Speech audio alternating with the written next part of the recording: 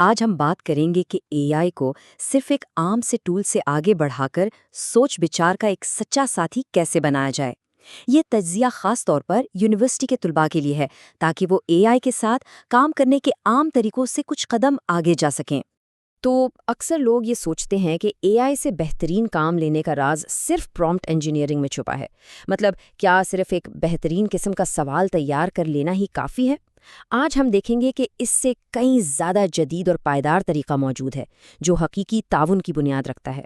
यहाँ पर जो सबसे अहम बात है ना, वो है हमारी सोच की तब्दीली। हमें एआई को एक ऐसी मशीन समझना छोड़ना होगा जिसे हम सिर्फ हुक्म देते हैं, और इसे एक ऐसे साथी के तौर पर देखना शुरू करना होगा जिसके साथ हम गुफ्तगू करते हैं। देखिए, हुक्म देना तो सिर्फ एक इनपुट आउटपुट का मामला है, जबकि गुफ्तगू में ताउन होता है, एक मुश्तरका समझ-बूझ पैदा होती है। और इसी नई सोच का जो मरकज़ है, जो उसका बुनियादी ढांचा है, उसे कहते हैं तफसील पहचान का अमल या डिस्क्रिप्शन डिसर्नमेंट लूप। ये एक ऐसा चक्कर है जो मुसलसल चलता रहता है। हम एआई को अपना मकसद बताते हैं, फिर उसके जवाब के मेयार को परखते हैं और फिर उस समझ को इस्तेमाल करते हुए अपनी अगली बात को मज़ीद बेहतर बनाते हैं। तो ये अमल काम कैसे करता है? बड़ा सीधा सा है। इसके दो बुनियादी मराहिल हैं। पहला है तफसील, जहां हम अपने मकासद, काम करने का तरीका और यहाँ तक कि हमें किस अंदाज में जवाब चाहिए, ये सब वाजे करते हैं। दूसरा है पहचान, जहां हम एआई के जवाब का गहराई से जायज़ा लेते हैं, और यही जायज़ा हमें अपनी अगली तफसील को बेहतर बनाने में मदद देता है। और मज़े की बात यह है कि इससे हमारी अपनी समझ भी ज़्यादा वाज़ेह होती जाती है। चलें, अब इस पूरे अमल को 3 अलग-अलग ज़ावियों या कह लें कि लेंसेस से देखते हैं। पहला लेंस है प्रोडक्ट को बेहतर बनाना। इसका मतलब है उस चीज़ पर तवज्जो देना जो हम मिलकर बना रहे हैं, और एक धुंधले से ख्याल को एक बिल्कुल वाज़े मुश्तरका मकसद में तब्दील करना। प्रोडक्ट का मतलब है कि हम बना क्या रहे हैं, हमारा व्हाट क्या है। इसमें सिर्फ मकसद वाज़े करना ही नहीं आता, बल्कि एआई के साथ मिलकर अच्छे काम की तारीफ को भी मुसलसल बेहतर बनाते रहना है। और ये अमल जितना एआई की समझ को बेहतर करता है, उतना ही तालिबे इल्म की अपनी ज़हनी वजाहत को भी निखारता है। चलें एक मिसाल देखते हैं।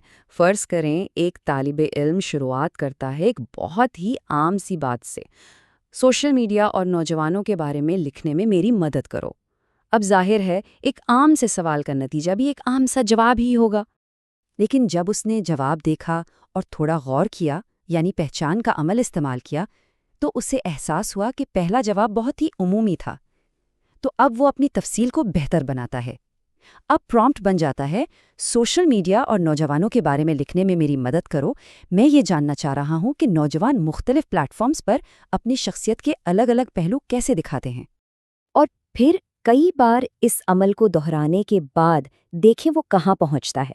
इस तज्ज़िये को इस ज़ाविये से तैयार करो ताकि पढ़ने वाले ये समझ सकें कि उन मुख्तलिफ शनाख्तों को बरकरार रखने का नफसियाती बोझ क्या होता है। अब देखें, यहाँ सिर्फ मौजू ही वाज़े नहीं, बल्कि पढ़ने वाले पर क्या असर डालना है, ये भी बता दिया गया है। ये है असल ताउन। ठीक है, तो ये तो हो गई प्रोडक्ट की बात। अब आते हैं दूसरे लेंस पर, अपना प्रोसेस या तरीक़ा कार बनाना। इसका ताल्लुक इस बात से है कि ये मुश्तरका काम क्या कैसे जाए। प्रोसेस का मतलब है कैसे, यानी हम मिलकर सोच किस तरह रहे हैं। ये सोचने का एक मुश्तरका तरीका बनाने के बारे में है, जो वक्त के साथ साथ मज़ीद बेहतर होता जाता है। यहाँ खुद से पूछने वाला अहम सवाल ये है कि क्या ये तरीका हमें ऐसी नई बातें सिखा रहा है जो शायद अकेले काम करते हुए हमें कभी नज़र ना आती। इसकी भी एक बड़ी ज़बरदस्त मिसाल है। एक तालिबे इल्म दस्तावेज़ात का तज्ज़िया करने के लिए एक पूरा प्रोसेस बनाता है।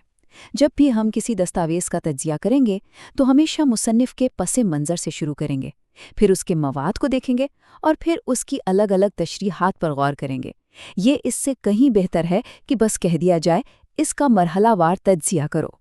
और अब बारी है हमारे तीसरे और आखिरी लेंस की, अपनी परफॉर्मेंस को ट्यून करना। इसका ताल्लुक इंसान और एआई के दरमियान रिश्ते की नौयत, उनके काम करने के अंदाज को बेहतर बनाने से है। परफॉर्मेंस, आप कह सकते हैं कि हमारे ताउन का माहौल कैसा है, वाइब कैसी है।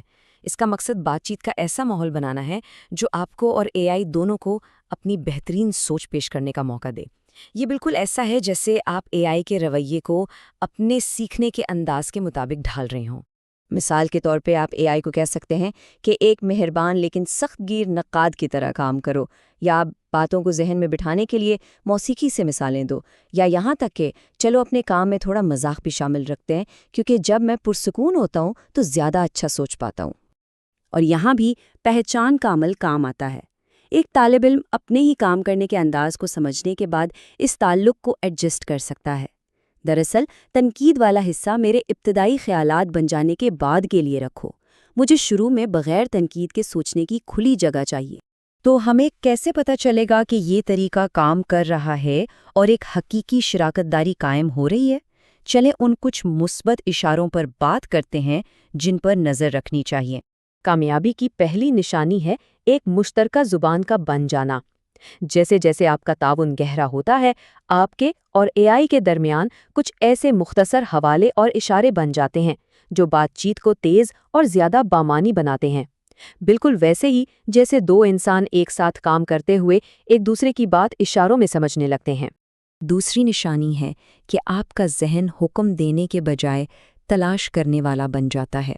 آپ سخت ہدایات سے نکل کر ایک لچکدار اور موقع کی مناسبت سے بات چیت کرنے لگتے ہیں، اور اس سے اکثر ایسی چیزیں بھی سامنے آ جاتی ہیں جن کے بارے میں آپ نے سوچا بھی نہیں تھا کہ پوچھنا ہے۔ اور یہ ہمیں اس پورے عمل کے سب سے بڑے مقصد کی طرف لاتا ہے۔ ہمارا مقصد صرف کاموں کو آٹومیٹ کرنا یا خودکار بنانا نہیں ہے، بلکہ اپنی انسانی ذہانت میں اضافہ کرنا ہے۔ AI کو اپنی سوچ کو بڑھانے اور اسے مزید بہتر بنانے کے لیے استعمال کرنا ہے۔ اب ذرا اس تفصیل پہچان والے لوپ کو ایک بڑی تصویر میں رکھ کر دیکھتے ہیں۔ یہ ایک ٹیکٹیکل یعنی عملی لوپ ہے جو ایک بڑے اسٹریٹجک لوپ کے اندر کام کرتا ہے۔ وہ بڑا اسٹریٹجک لوپ یہ فیصلہ کرتا ہے کہ کیا بنانا ہے، جبکہ ہمارا یہ تفصیل پہچان کا لوپ یہ طے کرتا ہے کہ اسے کیسے بنانا ہے، اور اس عمل کو مسلسل بہتر کرتا رہتا ہے۔ آخر میں یہ سمجھنا ضروری ہے کہ یہ ایک بہت ہی زبردست قسم کی پارٹنرشپ ہے۔ انسان اپنی قوت فیصلہ، تخلیقی صلاحیت، اخلاقی سمجھ بوجھ اور اقدار جیسی خوبیاں لاتا ہے۔ دوسری طرف AI بے تحاشا علم کو اکٹھا کرنے، پیٹرن پہچاننے اور نہ تھکنے والی تلاش کی صلاحیت رکھتا ہے۔ جب یہ دونوں طاقتیں ملتی ہیں تو ایسے نتائج نکلتے ہیں جو اکیلے حاصل کرنا ناممکن تھا۔ تو یاد رکھیں، یہ صرف کچھ سوال جواب کی ہسٹری نہیں ہے۔ اس سارے عمل کا مقصد جان بوجھ کر ایک علمی ماحول بنانا ہے، یعنی باہمی سوچ اور مسائل کے حل کے لیے ایک خاص جگہ تیار کرنا۔ تو سوچنے کی بات یہ ہے کہ ان تمام تصورات کو استعمال کرتے ہوئے کوئی بھی اپنے تعلیمی یا پیشہ ورانہ کام کے لیے کیسا علمی ماحول تعمیر کر سکتا ہے۔